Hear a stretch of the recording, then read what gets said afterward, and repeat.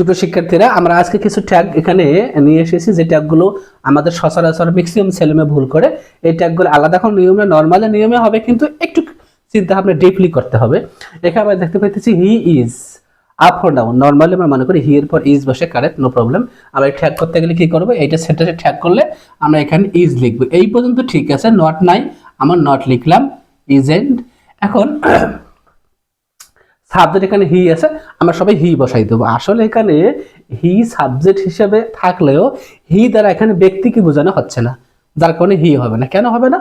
যদি বলা হয়তো he is a boy, he is a teacher, he is a student, যাই থাক, তখন আমি হি দিয়ে একটা ব্যক্তিকে বুঝাইতাম। বাট এখানে বলা আছে হি ইজ আ প্রোনাউন, বলা আছে হি একটি প্রোনাউন, অর্থাৎ noun pronoun, parts of speech 8 প্রকার, তার মধ্যে এটা একটা হি একটা প্রোনাউন। দ্যাট মিনস এটা একটা বস্তুকে বোঝানো হচ্ছে, নট ব্যক্তি। যার কারণে এখানে আমরা হি না লিখে এটা ইট লিখবো। তারপর কোশ্চেন মার্ক দিয়ে আমি যতটুকু ট্যাগ করলাম অতটুকু আন্ডারলাইন দেবো। ক্লিয়ার?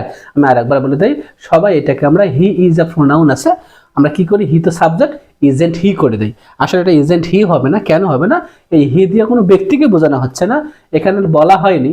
কারণ এই যে হেল্পিং ভাবগুলো যখন মেন ভাব হিসেবে কাজ করে, টু বি ভাবগুলো, তখন এটাকে বলা হয় কমপ্লিমেন্ট। এখানে লেখা থাকতো হি ইজ আ বয়, দেখেন এই যে হি আর বয় একই হইতো, দুইটা সাবজেক্ট অবজেক্ট একই ব্যক্তিকে বুঝাইলে সেটাকে কমপ্লিমেন্ট বলা হয়। এখানে কমপ্লিমেন্ট নয়, সেটা একটা। তাছাড়া হি ইজ আ প্রোনাউন, হি একটা প্রোনাউন, সবাই লেখা থাকতে পারে I is a pronoun, I এর পর সর্বদা এম বসে, কিন্তু ওখানে লেখা থাকবে আই ইজ আ প্রোনাউন। এটা এমন লেখা থাকতো হি না লেখে এখানে লেখা আছে I, I is a pronoun, I একটি প্রোনাউন। তাহলে অনেকে কি করবে, ইজেন্ট আই, যে ইজ তো দেওয়াই আছে, নট নাই নট, ইজেন্ট সাবজেক্ট আই। আসলে বুঝতে হবে সবসময় হি, আই, উই, ইউ, দে এগুলো দিয়ে ব্যক্তিকেও বোঝায় না। এখানে লেখা থাকতে পারে দে ইজ আ প্রোনাউন, আমরা জানি সবসময় দে এর পর আর বসে, কিন্তু ওখানে লেখা আছে দে ইজ, তখন আমরা ভেবে নেবো যে এটা মনে হয় ঠিক আছে, অনেকে ইজেন্ট দে করে দেয়। আসলে হবে না, দে দিয়ে ওখানে কি হবে, তখন ইট হবে, দে এর পরিবর্তে ইট হবে। আমি এখানে দে লিখতে পারি, লেখা আছে দে ইজ আ প্রোনাউন। এখন আপনারা ভেবে নিতে পারেন দের সঙ্গে আবার কেমনে ইজ হয়। হ্যাঁ হবে, কারণ দে এখানে ব্যক্তিকে বোঝাচ্ছে না, দে দ্বারা বোঝাচ্ছে একটা বস্তুকে, একটা প্রোনাউনকে। দ্যাটস ওয়াই আমরা এখানে দের পর ইজ লিখবো। ক্লিয়ার? আর ইজ এখানে আছে ইজ, নট নাই নট, ইজেন্ট। আর যেহেতু এখানে দে দিয়ে কোনো ব্যক্তিকে না বুঝিয়ে বস্তু একটা প্রোনাউনকে বোঝানো হচ্ছে, সেক্ষেত্রে আমি এখানে ইট লিখবো। ক্লিয়ার? আচ্ছা, পরেরটাতে যাই। দ্য ওয়াইজ সেই দ্যাট, মেধাবীরা জ্ঞানীরা এটা বলে। কি বলে সেটা পরের কথা। আমরা একটা ট্যাগ করতে গেলে প্রথমে লাগবে হেল্পিং ভাব বা মডাল ভাব। দেখতেছি দেয়ার ইজ নো হেল্পিং ভাব আর মডাল ভাব নাই, যেহেতু কি করতে হবে, আমাকে হাওলাত নিতে হবে টেন্স ও পার্সন অনুযায়ী।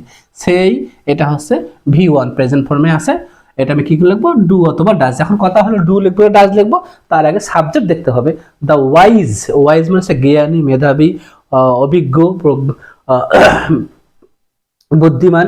যেহেতু এখানে ওয়াইজ একটা অ্যাডজেক্টিভ আর অ্যাডজেক্টিভ রূপে দা আছে, আমরা জানি যে কোনো অ্যাডজেক্টিভকে প্লুরাল করতে গেলে তার সঙ্গে এস বা ইয়েসকে প্লুরাল করা যায় না, তার সামনে দা লিখে সেটা প্লুরাল হয়ে যায়, সেই সাথে সেই জাতিটাকে বোঝায়। তাহলে এখানে ওয়াইজ বলতে মেধাবী জাতি, জ্ঞানী জাতিকে বোঝানো হচ্ছে।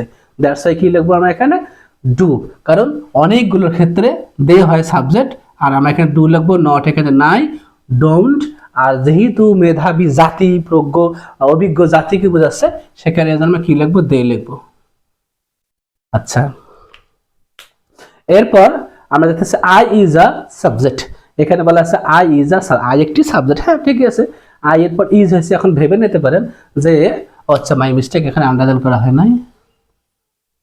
আচ্ছা, এখানে হতে পারে I is a subject, I একটা সাবজেক্ট, আই এর পর ইজ কেমনে হয়, মনে হয় ভুল না, কারণ আই দ্বারা এখানে ব্যক্তিকে বোঝানো হচ্ছে না, আই একটা প্রোনাউনকে বোঝানো হচ্ছে, আই একটা সাবজেক্টকে বোঝানো হচ্ছে।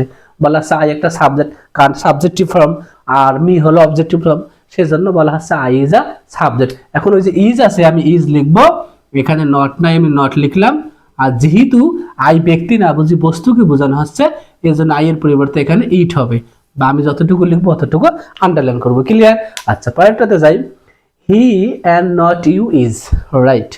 আচ্ছা দেখেন, ভাবায় একটা কথা যে আসলে এখানে তো ইউ আছে, ইউ এর পর তো আর হবে, আমরা কেন এখানে ইজ দিলাম। হ্যাঁ, নট ইউ বলা আছে হি অ্যান্ড নট ইউ, সে তুমি কিন্তু না, নট ইউ তুমি না। তাহলে এই হেল্পিং ভাবটা কার, যদি সে এখানে ইনভলভ না থাকে তাহলে ইউ এর তো কোনো কাজ নাই এখানে।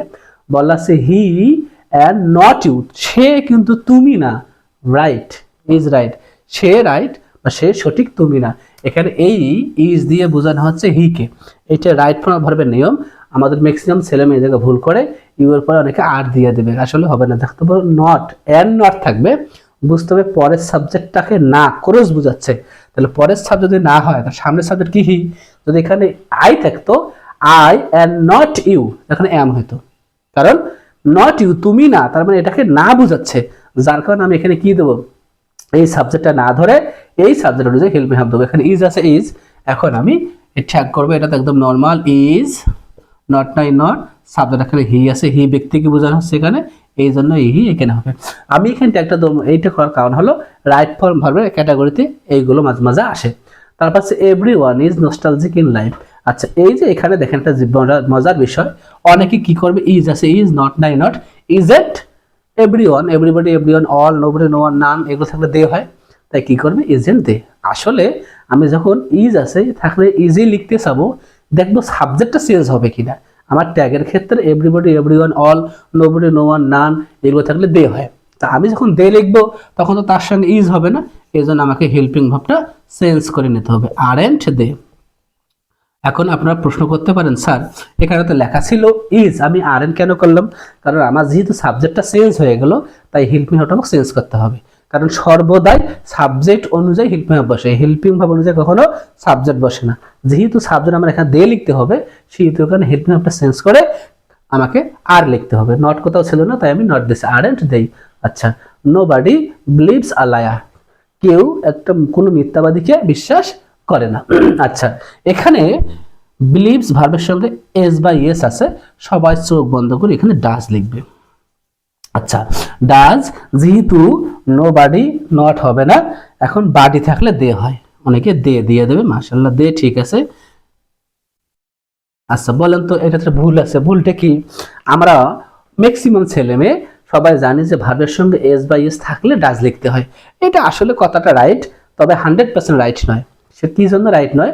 সব সময় ভার্বের সঙ্গে এস বা ইয়েস থাকলে ডাজ হয় না। দেখেন এখানে ভার্বের সঙ্গে এস বা ইয়েস আছে বিদা ডাজ লিখলাম, নো বাডি তাই নট লিখলাম না, আর এখানে আমি দে, বাডি থাকলে দে হয় তাই দে লিখলাম, এই পদ ঠিক আছে, কিন্তু দের সঙ্গে যা ডাজ বসে না, তাহলে কি করতে হবে? আমার যদি এখানে দে হওয়ার কারণে ইজ পাল্টি আর হইলো, তাই সাবজেক্ট দে হওয়ার কারণে আমাকে ডাজ না লিখে এই জায়গায় ডু লিখতে হবে। কি লিখতে হবে? ডু। এবং কেন লিখতে হবে? কারণ সাবজেক্টটা আমার চেঞ্জ হয়ে গেছে। তাহলে আমরা কি বুঝলাম? যে সাবজেক্ট চেঞ্জ হওয়ার সাথে সাথে হেল্পিং ভার্বটা আমাকে চেঞ্জ করে নিতে হবে। তাহলে আমি আরেকবার বলে দেই, এটা হচ্ছে হি, এখানে আই থাকতে পারে, এম থাকতে পারে, সরি আই থাকতে পারে, উই থাকতে পারে, ইউ থাকতে পারে। আমি এখানে উই লিখি, we is a pronoun, we একটা প্রোনাউন। তাহলে অনেকে ভেবে নেবে উই এর কেমন ইজ হয়? হ্যাঁ, এভাবে হবে, কারণ উই দিয়ে ব্যক্তিকে না বুঝিয়ে এখানে উই একটা জাস্ট প্রোনাউনকে বোঝানো হচ্ছে। যাই থাক না কেন, যখন আমরা দেখবো যে কোটেশন মার্ক আছে বা ইনভাইট কমা থাকে, মূলত ইনভাইট কমা না, কোটেশন মার্কে বেশি থাকে, একটা করে দেওয়া থাকে, তখন আমরা বুঝে নেব এটা দিয়ে কোনো ব্যক্তিকে না বুঝিয়ে বস্তুকে বোঝানো হচ্ছে। তখন আমরা তার পরিবর্তে হি সি না লিখে কি লিখবো? ইট লিখবো। এখানে she is a pronoun, I is a pronoun, you is a pronoun, যাই থাক, তখন যেহেতু হেল্পিং ভার্বটা উল্টাপাল্টা মনে হচ্ছে, তারপরে এখানে ব্যক্তিকে না বুঝে কি হচ্ছে? বস্তুকে বোঝানো হচ্ছে, তাই জন্য ইজেন্ট ইট লিখছি আমরা। দ্য ওয়াইজ সেই, দ্য ওয়াইজ সেই দ্যাট, এখানে সেই প্রেজেন্ট ফর্মে আছে, ডু অথবা ডাজ, দেখতে হবে সাবজেক্টটা সিঙ্গুলার না প্লুরাল। আমরা দেখলাম দ্য ওয়াইজ মানে অ্যাডজেক্টিভের পূর্বে দা থাকলে সেটা প্লুরাল হয় এবং জাতিকে বোঝায়। দ্য ওয়াইজ যেহেতু এখানে কি বোঝাচ্ছে? কোনো অ্যাডজেক্টিভ দা আছে, এর জন্য আমরা কি লিখবো? প্লুরাল সাবজেক্ট লিখবো, প্লুরাল সাবজেক্টের সঙ্গে সবসময় ডু হয়, তাই নট নাই নট, ডোন্ট দে। এখানে আবার I is a subject, I একটি সাবজেক্ট। দেখেন আই যেহেতু আই এর পরে ইজ আছে, আই দিয়ে কোনো ব্যক্তিকে বোঝানো হচ্ছে না, আই দিয়ে কি বোঝানো হচ্ছে? বস্তুকে। যার কারণে আমি এখানে কি লিখছি? I is a subject. আমি এখানে ইজেন্ট পর্যন্ত লিখছি, আই লিখিনি। কেন লিখিনি? আই এখানে ব্যক্তিকে না বুঝে বোঝানো হচ্ছে বস্তুকে, এই জন্য ইজেন্ট ইট হয়েছে। তারপরে দেওয়া আছে হি অ্যান্ড নট ইউ। আমি আবার বলে দেই, হি অ্যান্ড নট ইউ, এই নট ইউ দিয়ে তুমি না সে, যার কারণে এখানে আর না হয় কি হয়েছে? ইজ হয়েছে।